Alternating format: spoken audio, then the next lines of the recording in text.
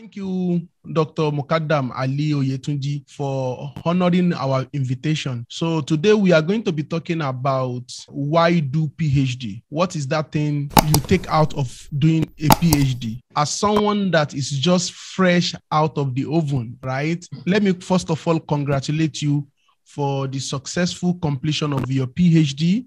And then while it's still hot, I want to take the opportunity to touch base with you and have the conversation around why do you consider doing PhD? So that is what our discussion is going to be based on today. So without any further ado, let me throw it to you and allow you to introduce yourself. Thank you very much, Dr. Raji. You've always been an inspiration to me. Knowing you has always, motivates me to complete this program. And Jazakumullah khairan. Alhamdulillah, my name is Mukadam Oyetunji Ali. I just completed my PhD in accounting and taxation at the University Sultan Abdullah, Sultan Zain Al Abidin in Terengganu, Malaysia. So I hold a bachelor degree in accounting also with a first class, and I hold a master's in accounting. So yeah, my research interest has been in auditing. My specialization is in auditing, taxation, accounting information system, and sukuk or bond. So I have several research articles published, and I've organized several research seminars, discuss about data analysis, quantitative data analysis, especially primary data, secondary data, using SPSS, PLS, Stata, so yeah. I've also worked as a visiting lecturer to the students of Asia Institute of Cambodia, and also as a lecturer at Kwara State College of Education. Yes. Impressive. Thank you for that wonderful introduction. Your research interest is a very interesting one. You mentioned shukuk, taxation, and auditing. I mean, these are all interesting and timely topics, which even makes this conversation an interesting one. You just, fire me up. As much as I would love to know more about your research area, but I wanted our conversation to be a general one whereby you don't have to study accounting or be interested in taxation before you get something out of this conversation. So the thing is, as an early researcher myself, an early academic, often I receive requests from students, could be from Nigeria, from Malaysia, and people asking me, how do you do it? How are you able to get your PhD? And how are you able to graduate on time? What are the things that you get out of doing PhD? And these are the questions that I wanted us to answer. And I will be banking on your experience. So let's start with the biggest question here. What motivated you to pursue a PhD? Yeah, my biggest motivation to pursue a PhD. Okay. During my master's degree, I developed strong interest in research. Of course, my master's was research-based, so I developed strong interest in doing research. And upon graduation, my supervisor, she nudged me a lot about starting a PhD. So I believe I had a potential then, and also my hobby has always been to, impact knowledge in others. When you ask what my biggest motivation are in doing a PhD, I will say that from my research, I am able to understand that a PhD gave you the opportunity to work on what your heart desires. You can specialize in a particular area, being in an academic environment, should I say, an expert in a particular field. You understand? We have broad areas of, as I say, accounting. I cannot cover all aspects of accounting. I cannot say I'm expert in all aspects of accounting. But in a particular field of accounting, the motivation there is that I want to be known in this area that, this name has contributed to the knowledge in this particular field. aside that, another motivation that I can pick on is about the publications. Reading several articles, finding names online that, okay, if you want to know about marketing communication, just type Raji Ridwan online. You will know everything about marketing communication. You see, this is a kind of joy you will have, a kind of something that people want to write something and they will have to go to what I have published. You understand? Seeing your name there as the first author, even as a co-author, it gives you some kind of joy. Also, PhD will give you some kind of authority, some kind of recognition, and not only in your domain, but in your environment.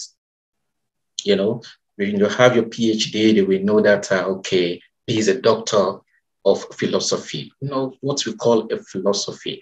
You understand? All these things, I've gathered it. I was like, okay, it's not, of course, that is not enough. PhD is beyond all that. It's beyond just what motivates me. I just have to stand up one day and start doing the work. Is beyond that. But what you will achieve at the end of the day, the skills you will achieve at the end of the day, the problem solving ability, the technical ability, the analytical skills that you will achieve at the end of completing your PhD. Those are the kind of things that motivated me. That's okay. If I believe I have the potential to do this thing as I do, so I think I am motivated enough to go for it. In addition to that, I will say that PhD helps to move upward, both in career-wise and also in satisfying your academic inclination.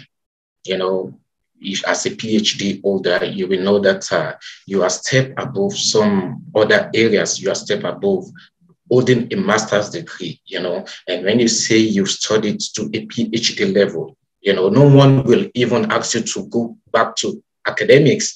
They cannot draw you back in any area. That's okay. You are not allowed to talk here. You are not experienced enough. It gives you this kind of, ability, to move upward in career-wise and every other aspect. But all in all, PhD will always give you this knowledge about something in particular. It will give you something that you don't get that from a different kind of area. When you tell you that you are an expert in this area, Dr. Raji is an expert in marketing communication. He is an expert in marketing communication. It gives you some kind of satisfaction, So that was what motivated me then, that, okay, saying my name, I have this background in accounting. I love doing research. I love accounting. I love learning new things. I love communicating with people. I love listening to people. So all these things, which I know that are the major requirements for a PhD student. So that's why I believe I can do it then. And alhamdulillah, I did it. So wow, that's great. I'm happy for you that you are able to complete it. I love where you ended that thought. PhD offer you recognition, if I understand you correctly, in a particular area. But I want to draw you back a little bit to where you started, which was the potential. You mentioned that your supervisor nudged you towards doing the PhD because of the potential he or she might have seen in you. So I'm wondering if you can pinpoint some of this potential. Consider me as somebody that is just completing a master's. So if I have an opportunity to continue my studies, to take up a PhD, what are the potential that I want to see? I want to look in myself and see that with this potential, I would be able to, ride on the journey and complete it as you have just done. Actually, she being my supervisor during my master's degree, she was able to analyze the kind of person I am. One, the potential I believe she was talking about is the listening ability, the adaptability, ready to learn, all these things. And of course, your analytical skills, your communication skills, your problem solving skills. When they say that, okay, this is a particular issue, why do you think this issue is there? What is your thinking ability to, communicate, to tell her that, okay, I believe this is what this study is trying to say. And I believe this is the right thing or this is the wrong thing. This is not where it's supposed to go. Of course, I'm not talking about the right or wrong here. So the ability she saw in me that I believe what I think, of course, is that the problem solving skills, the communication skills, also PhD, I believe it's about something which is called patience. You don't rush while doing PhD. You don't rush while trying to impact knowledge in the literature, while trying to contribute your quota to the literature. So it requires a lot of patience. It requires a lot of disappointment, which I've experienced with her. And the way I handled it, she believed that, okay, if you can do this in this level, you have the potential to move on to the PhD level. So thank you again for that, brilliant reply, because you mentioned that PhD is all about patience, is all about people management, because you are going to be working with your supervisor, and then you have to know how to manage your supervisor's expectations. You have to know how to manage even the interpersonal relationship between you and your supervisor. It's another potential that you had to tap on, to complete your PhD. I think you also mentioned about knowledge sharing. I want to pick on that, right? So doing PhD in Shukuk, in auditing and taxation, does that make you the most knowledgeable person in Shukuk right now? Anyway, let me say thank you for that question. People do have this misconception about PhD. I must be sincere with you. PhD, having PhD in accounting or in your knowledge in Sukuk or in taxation, at the end of the day, if you have this PhD, I must be sincere with you. From my understanding, you will achieve, or you will know less than 1%, or you will have less than 1% of knowledge relating to that field. Less than 1%, you heard me right. So you cannot be the most knowledgeable in that area. Of course, it's your field of specialization, but this field is still wide a lot, that you cannot, cover everything relating to that field. So maybe after your PhD, so after getting the PhD, spending more time, you after accumulating several knowledge with your experience, maybe you can be thinking of 2 to 3% of knowledge in that area. But to answer your question, you are not the most knowledgeable in that field.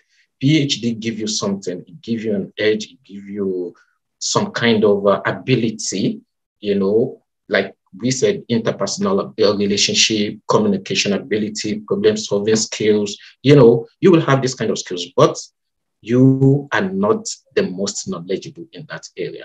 There are several aspects of this field that you cannot cover as a researcher. So, wow. Yes.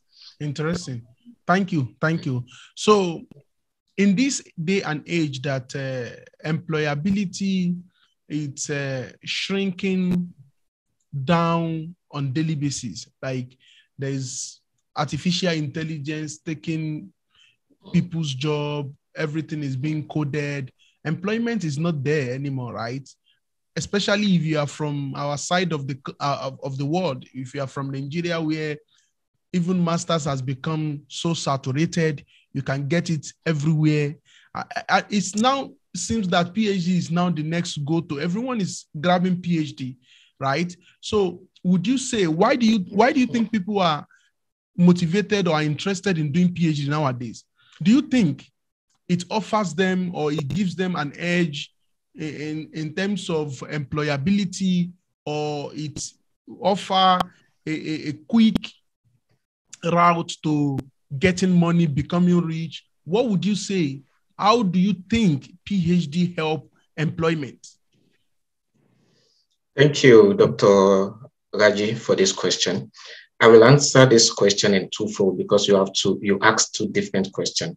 One is in terms of employability, and the second one is in terms of getting money, or let's say being rich after the PhD. In terms of employability, yes, having a PhD will help in shaping, what we call shaping one's knowledge, strengths, and insights. You will have knowledge about particular area. You will have much insight. Of course, as I said earlier, you are not the most knowledgeable, but you will have insight about this field of your specialization. So, which is what employers are looking for: your smartness, your ability, your strength, your knowledge itself. That's because in doing PhD, you will have gone through lots of ups and downs. As I said, PhD is not what they just give you. It's not, it's not what you just say, you just take. It's not like ABCD, So you will have gone through lots of, ups and downs, So these are what your strength itself will make you to complete this PhD at, maybe short time or long time. But if you are motivated enough to do this PhD, so your, knowledge, your patience itself will help you to achieve your target. So that is what employers are looking for in this age where technology is, overtaking one's job. Having this PhD, you will have developed the kind of expertise doing your PhD, you understand? So this experts is what employers are looking for. It's beyond what you will have as a master's student. You understand? A master, is just, I should not say what you go to class, learn, they will teach you, you read, you do exam, you come out. PhD is much more beyond that. It's an independent study. Yourself, you will have advisors. Some advisors are killing. They will not even have your time. So you will have to be the one to, shape your research, what you want to contribute to the body of knowledge. Do it yourself. And you that have gone through all these things for years, 4 years, 3 years, depend on how committed you are to it. So you will have an edge above someone with master's degree. Of course, there are saying that the high percentage, over 80% of corporate works or corporate organization does not require you to have a PhD. I might understand that, but I am in academics. If you are in academic arena, to be able to impact knowledge on others, number one thing I want to look is how you were able to complete your PhD. Because as I said, you have to be adaptability is there. You will adapt to the environment. Patience is there. Communication. You will have gone through all this process before they award you this PhD. So yes, that's the first part of the question. I love that. The second part is about money. Go ahead. To be sincere with you, PhD don't give you money. Okay. PhD don't make you rich. So this is kind of misconception from people about PhD, that, okay, when I got my PhD, I become this, I become that. It's beyond that. So it's just, I will say that PhD is about passion. It's about what you have passion for. It's about the kind of recognition you will get, after this kind of PhD. But how much are they paying professors? How much are they paying senior lecturers? What some master's degree holder can earn in a week in the corporate world, the professor will be waiting for that at the end of the month, to be sincere. But before you pursue a PhD, you foresee what motivates you. Why do I need to do this PhD? You understand? So I myself have always seen myself in academics arena. So I like being a lecturer. I like to impact knowledge on others. So if this is what I want, the best way for me to achieve this is to go for my PhD. You understand? So yes, so thank you. In as much as I agree with so much with most of what you said, I'm still going to lawyer you a little bit more on that point. But I would like to do a bit of recap that if your interest is money, then probably PhD is not the best way. It's not the best choice for you, right? But if you are mostly interested in knowledge sharing, if you have passion in knowing more about something, in doing research, in developing your soft skills, right, you might want to consider doing a PhD. And I so much agree with that. Now, let's say doing PhD, it gives you this kind of like a stamp of somebody that understands problem solving, a critical person, somebody that has, he can work under so much stress. This person can handle a project from the beginning to the end. All of these stamps, all of these accolades are what you bring out of doing a PhD. And I agree with you. But the question I want to ask here is that, can you zoom in to the step-by-steps or day-to-day of a PhD student and tell us how exactly do you end up acquiring these soft skills, at the end of the day? Because you don't go to class that often, right? You are working by yourself. So what are the activities that you undergo that at the end of 3 or 4 years, you turn out to have all of these rosy and flowery, reward that you are mentioning? If I understand your question very well, you are asking about the process of getting a PhD. The step-by-steps or the activities of PhD student, like writing a thesis. How does writing a research thesis or a research dissertation, how does doing presentation, how does writing a journal, how does these activities help a PhD student to become emotionally intelligent, to become a very effective communicator, to become a critical-minded person, or to become a problem solver? What are the activities in there that you think help you to acquire these skills? Being in academic environment, you will meet a lot of people and you will learn a lot. If you are ready to learn, you will have a different kind of, gathering, people from different countries. For example, where we study, you meet people from all over the world, from the Asian continent, from Africa, from Europe, from America, by sharing knowledge, you understand, listening to them, you also talking to them, giving them your own opinion, sharing knowledge with your clique, you will develop some kind of problem-solving ability. Attending several conferences, writing a thesis is more than what you can just sit down in your lab, for example, and review only articles and start writing. It's beyond that. It's include what you mentioned, communication, talking with people, sharing knowledge with your colleagues. From there, you will be able to know, okay, this is article review. I'm in the United States now. How do we review article in Malaysia? How are they reviewing article here in the United States? It's different. But what we want to achieve at the end of the day is still the same thing. We want to critically analyze this article. So before you can analyze an article, you have to understand how is it done itself. What do you want to achieve? If I see an article, do I just need to read the abstract and think I've known everything, I've understood everything about the article? Or I have over 500 articles that I want to read. Do I need to read all the articles page by page till the end? So the kind of ability you will develop while doing a PhD is in order to review this kind of articles, so you will know the path you want to go. You will know the kind of steps you have to take. You will know the easiest way for you, should I say, what do you need to do? Okay, I have several literature I want to do. The best way for me is to bring out a literature matrix. instead of me reading the article one after the other and say, what did he say? What did they say? I have the literature matrix. This is the article one.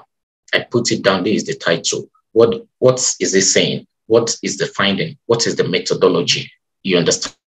So you cannot just do this if you don't have this ability itself. You understand? So in order to have this ability, you have to, communicate with people. You have to learn from people, attend several seminars, attend conferences, to see how they write research articles. There are classes of research methodology also that you need to, put yourself in, listen a lot. That is one thing about independent study. As good as independent study is that you do this thing in your own way. This is what I want to do. But aside from reading, you need to listen to experts in that area also. You need to listen to people that give this research talk. You understand? Understand how things is done before you yourself delve in. Okay, this is how to do it. This is okay. Then from there you will have your skills, your personal skills. So your analytical skills, there are several software you want to use. You understand? So the analytical skills itself, you cannot just go online that, okay, this is PLS, and they say that is easy. I just want to start doing it. You will make some judgmental mistakes. You understand? Interesting. So I feel that your point is that because you are doing PhD, it offers you this a network of experts which you mingle around them over a long time. You tend to probably borrow their confidence, borrow their skills, and you tend to become like them because at the end of the day we imitate ourselves, isn't it? And when you are around experts, you tend to imitate experts. So I love that. Yes. I wanted our conversation to help a newcomer, somebody that is aspiring to pick up a PhD form, somebody that is probably considering right now, maybe is on the fence, considering to pursue employment or to continue studying and doing PhD. So after how many years is it that it took you to complete your PhD? I should say less than 3 years. Less than 3 years. Brilliant. Yes. Is that the average, or yours was a bit fast? So kind of my, as I said, I have this research knowledge, should I say little research knowledge from my master's level. It helps me a lot.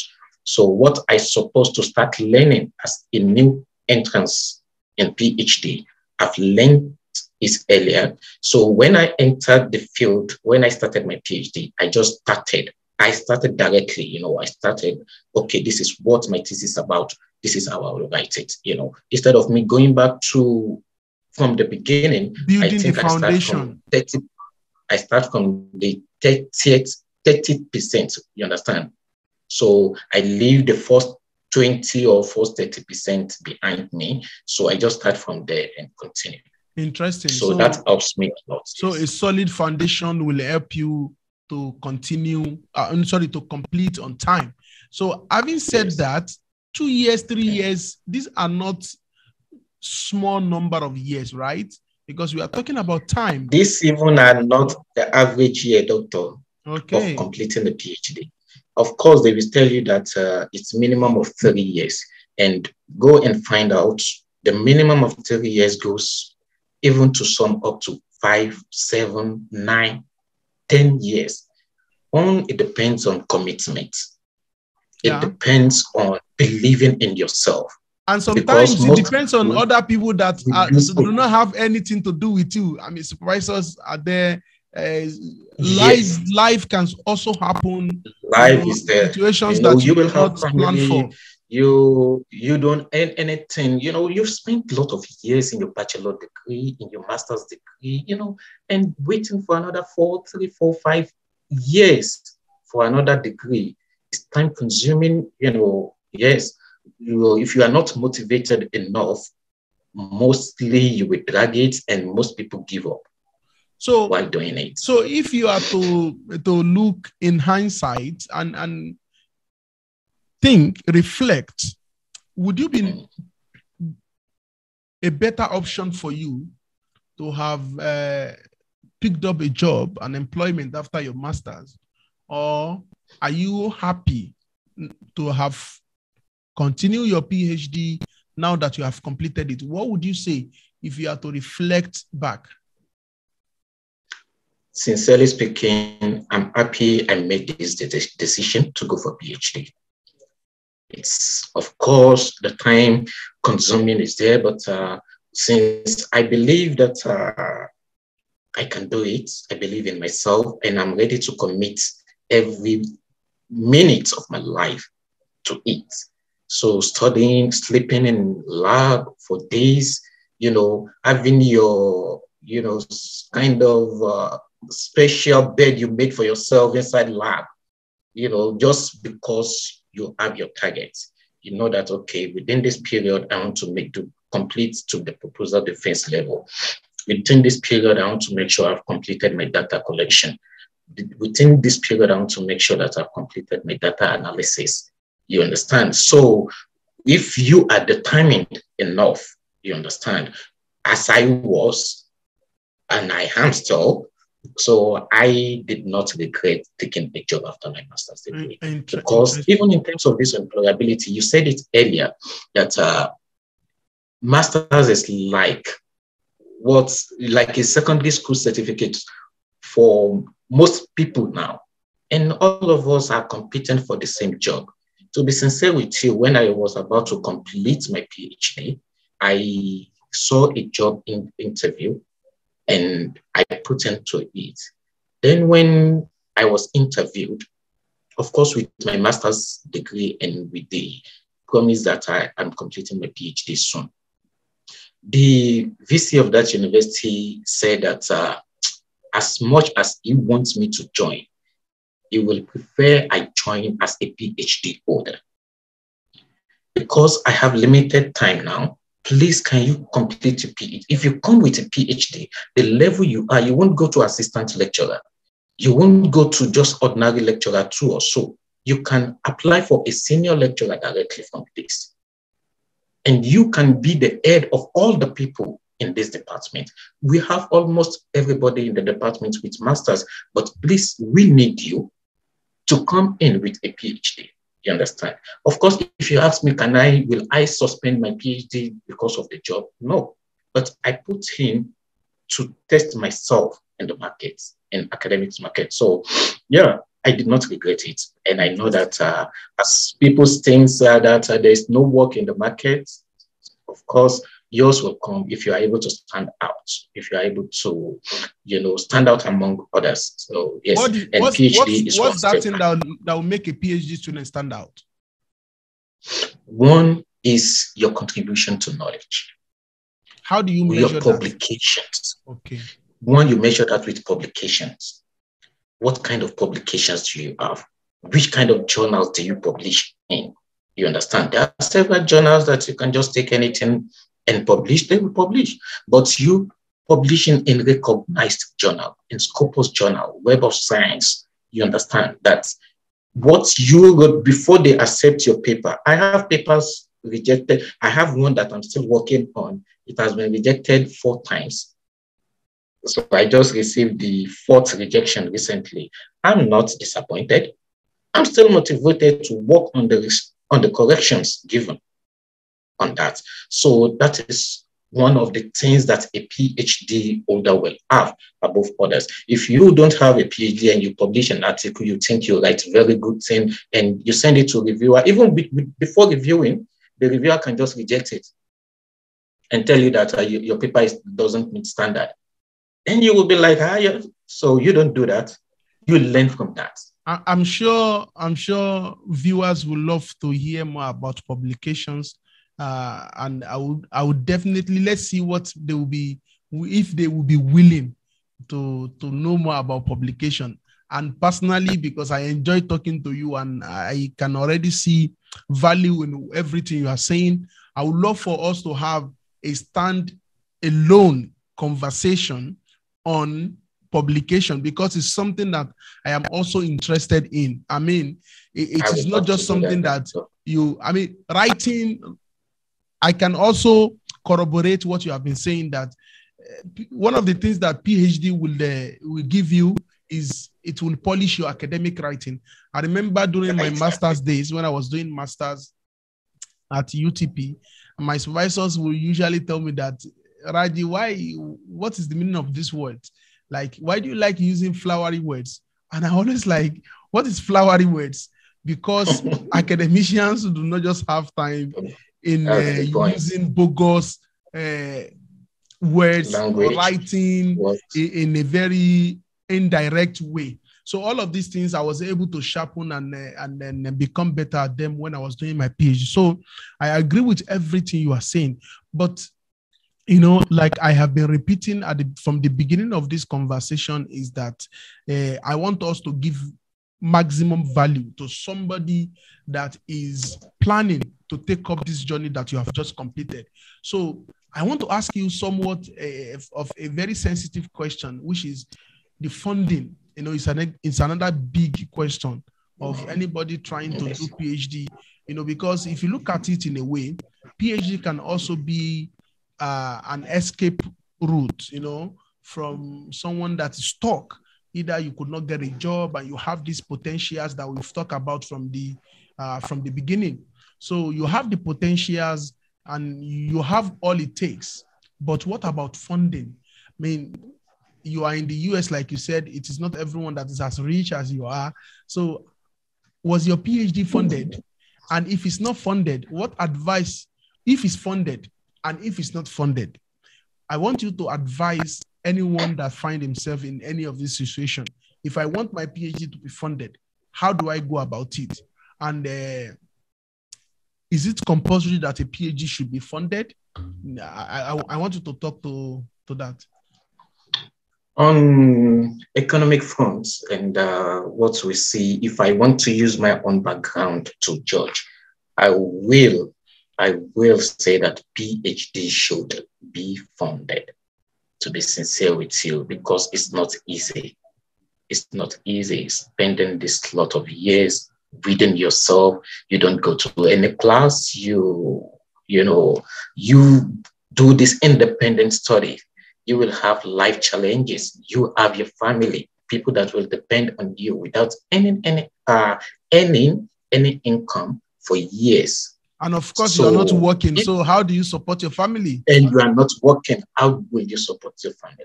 So I believe PhD should be funded, which will reduce the pressure on you yourself, because PhD itself is a big pressure. It's a big pressure on its own. So in order to reduce this burden, if you are not thinking about, okay, how am I going to pay my fees?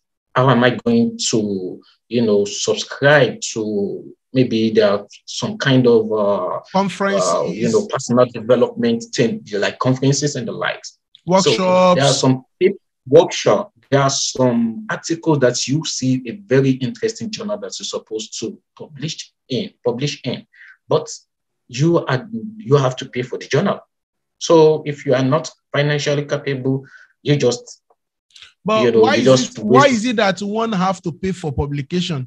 Because I am sharing my knowledge. Why is it still that? I mean, is it compulsory that I pay for publication? Actually, it's not compulsory. I paid for publication once. That was when I was doing my master's.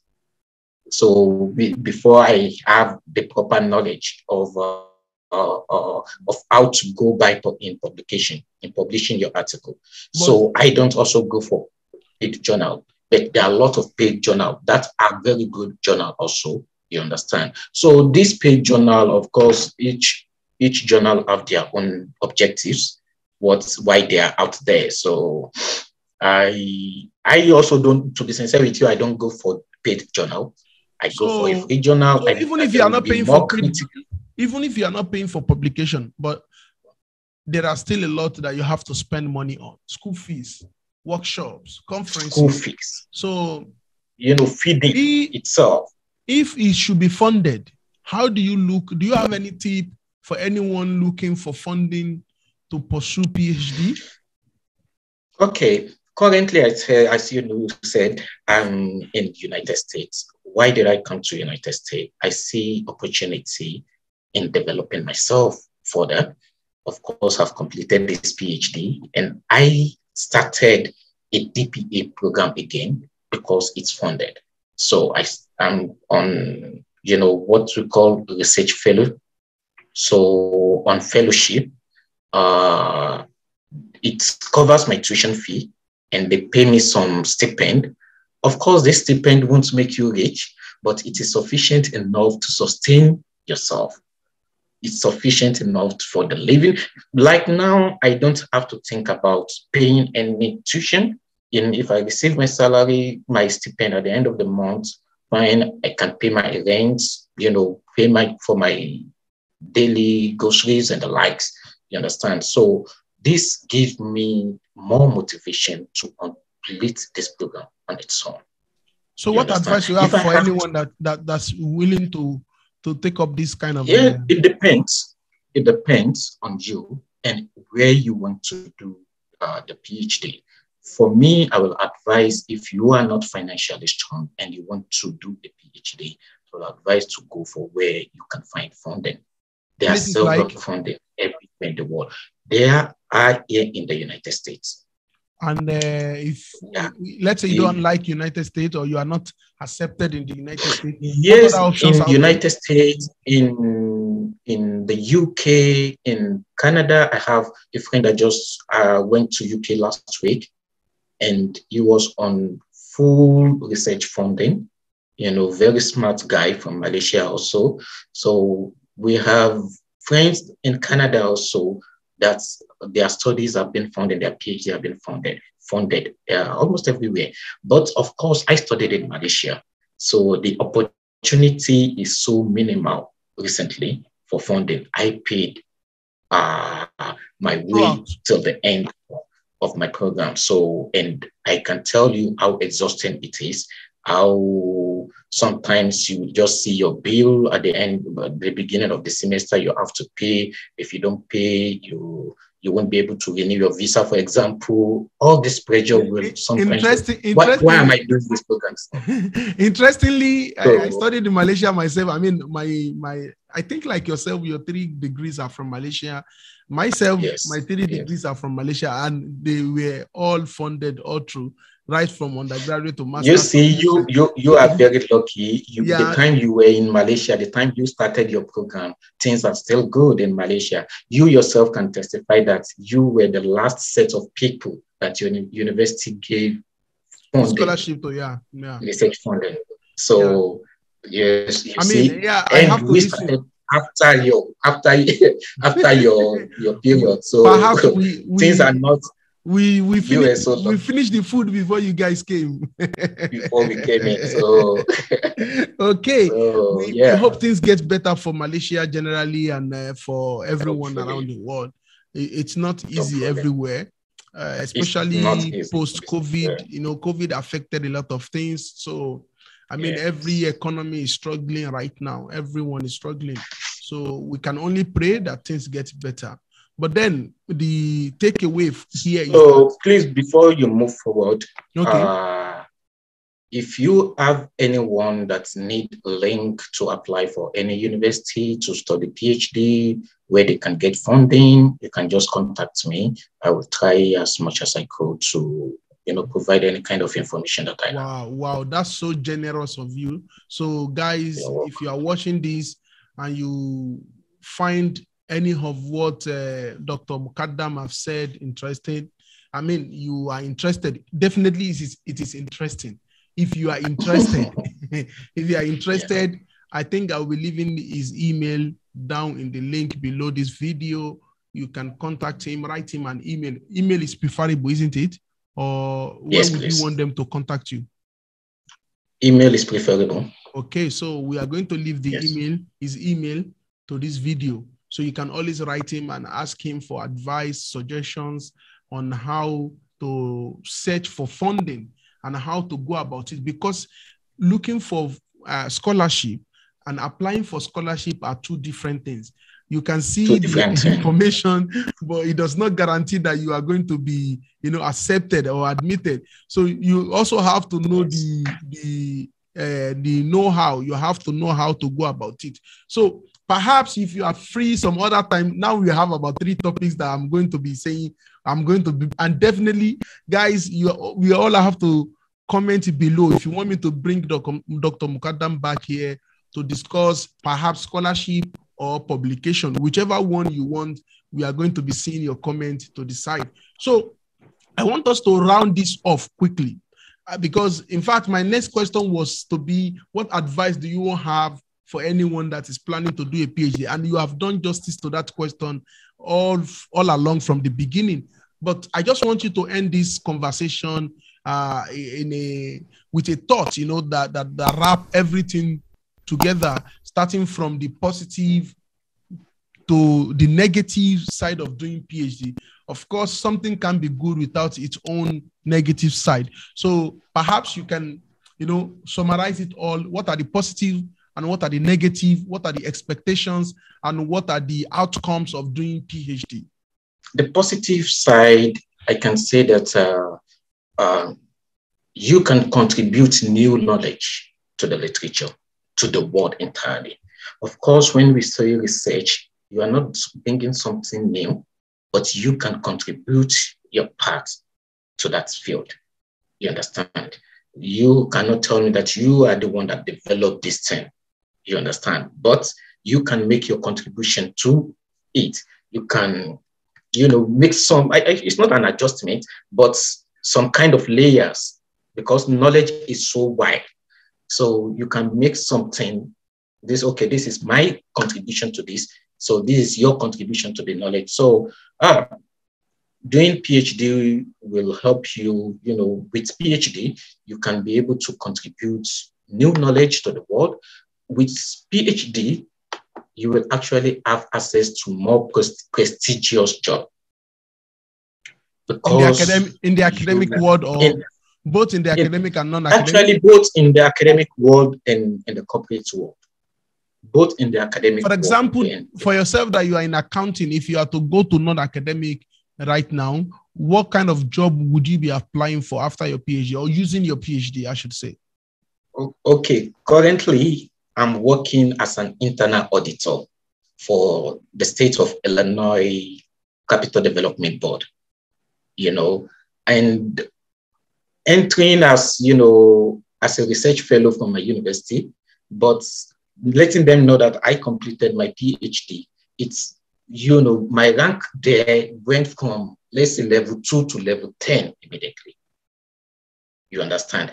If they have access to hold me down, because they just drafted my contract, they have to do the contract yearly, and they drafted 4 years contract that is available for me now.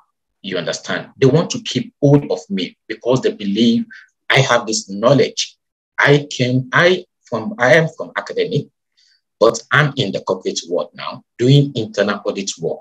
You understand? And my goal is also to go through the corporate governance itself, to be able to impact the corporate world itself in corporate governance by, we have some kind of regulations, or that the regulators put out that is not, good enough for investors, according to my research findings. How can we improve in this area?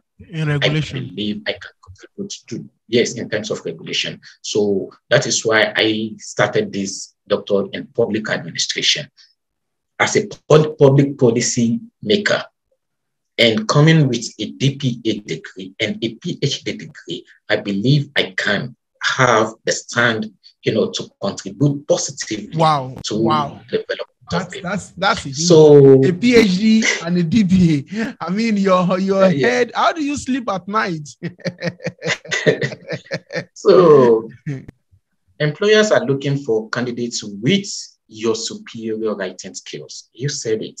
When you were writing during your master's, when you started your PhD, your writing skills improved, academic writing. Then you will develop your communication skills also. You will improve your soft skills, as you said. the problem-solving skills, the critical thinking skills, your adaptability, your patience. You know, you will develop all these kind of skills with your PhD. By the time you complete your PhD, you will know that 3 years ago, this is not the way I think. This is not even the way I write. You understand? So all these things will be developed through the process of your PhD. But the negative side of it, PhD, as we said, is expensive. PhD is expensive. If you are not financially buoyant, I will advise, and you want to do PhD, please don't leave that dream of doing a PhD, of holding a PhD.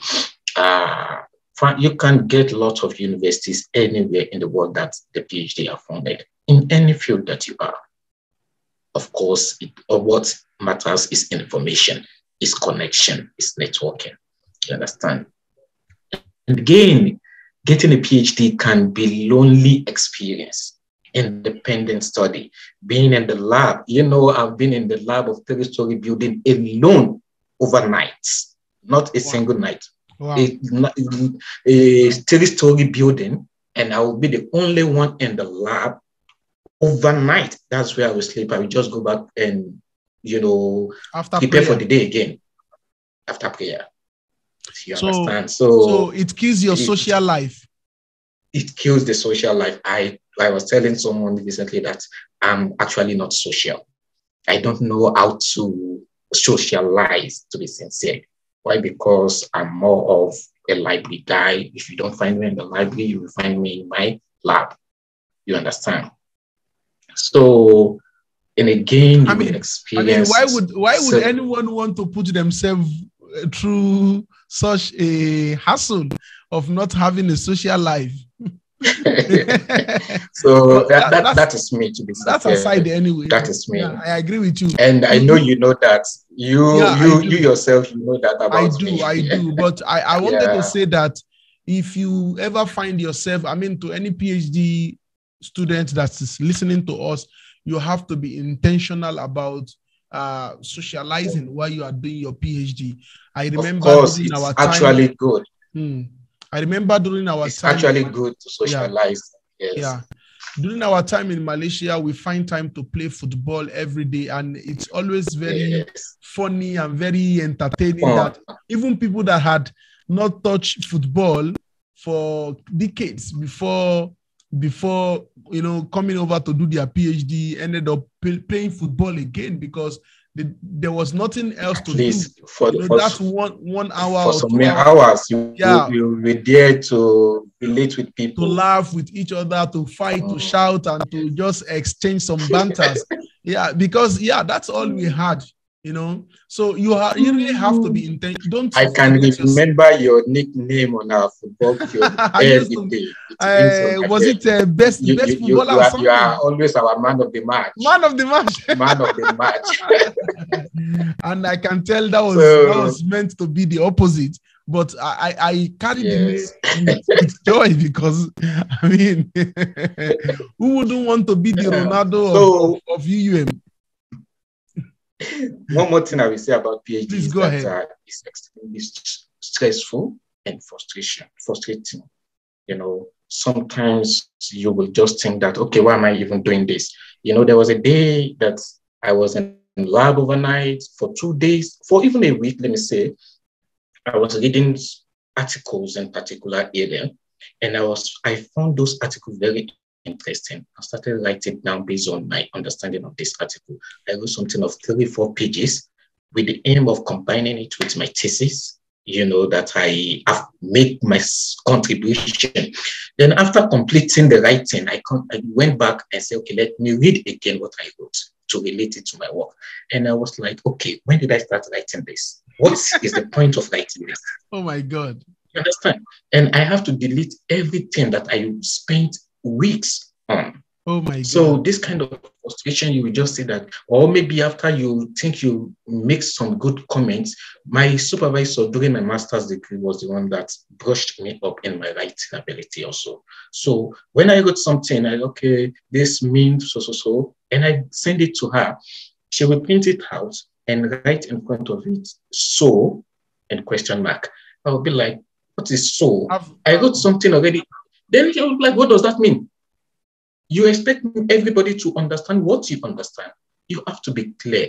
Clarity. Make your own personal conclusion about the statement. Wow. You understand? So when sometimes she will write, why? I'm not the one that do this research, doctor. The person that did it wrote this, and I bring up his idea that it is something that we can argue on, and you are asking me why. Then I have to write the why.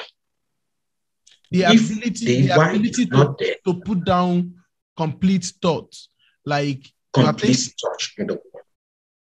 So it might be stressful, frustrating a lot of time. You understand? So if you don't have patience, so these are the disadvantage of PhD. If you think that everything is rosy, actually PhD is not. PhD is not rosy, to be sincere with you. So, and another thing I will say is that the path to success is not a formula.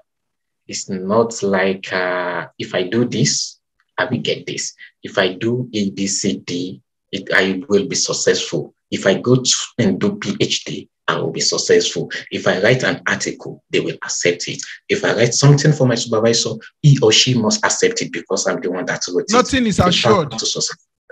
It's not assured. So, but there's something called adaptability. You have to adapt to your environment. You have to adapt to the people you are dealing with. What did your supervisor recommend? I do say this all the time. Supervisors are not the smartest. They don't even know your research. They just read whatever you give to them. They don't do the research as you are doing it. But they are skilled enough to know what's the right thing for you to put in the thesis. If you find my PhD supervisor, she was so critical that sometimes I would be like, what is wrong with this woman? Why is she doing me like this? But at the end of the day, she made my research to be, one of the best I can ever see for now, of course. Because when the reviewer was talking about my thesis, they were like, in your problem statement, it was clear, precise, you understand? Listen to your supervisor, listen to your advisors. If you understand? If you have a good one. If they have your time. Of course, if they have your time. There are several advisors out there. If they have your time, please listen to them. Thank you so much. You have been so helpful. I really appreciate your honoring our invitation. I appreciate your thoughts. I appreciate all you have been saying about this topic, because I believe there's somebody out there, that will listen to all of these and then will find answers to some of the problems they are going through, either as a PhD student or you are aspiring to pick up a PhD form. And I think I should also say, before we bring this to an end, that some of the skills that we talk about today revolves around interpersonal communication, leadership communication, people management. And on this channel, I have been making some short videos and sometimes long videos. And even sometimes I go online to discuss some of these topics. So if you are interested in any of this topic, or you see, or you think these are skills that you want to acquire, and by the way, it's not peculiar to PhD journey or PhD student only. These are skills that if you have them, it helps you to grow quick in life. Like they say, your intelligence will get you a job, but your emotional intelligence, your soft skills would help you keep the job. So you might want to tag around, subscribe to this channel, click on the like button and the notification button to hear more of this kind of talk and to improve your soft skills and communication skills. Thank you all for listening, and we thank Dr. Mukadam Ali Oyetunji all the way from Chicago, right? If you are in Chicago, you can hang out. You can also write him and hang out with him in Chicago. Thank you for joining us today. Goodbye, everyone.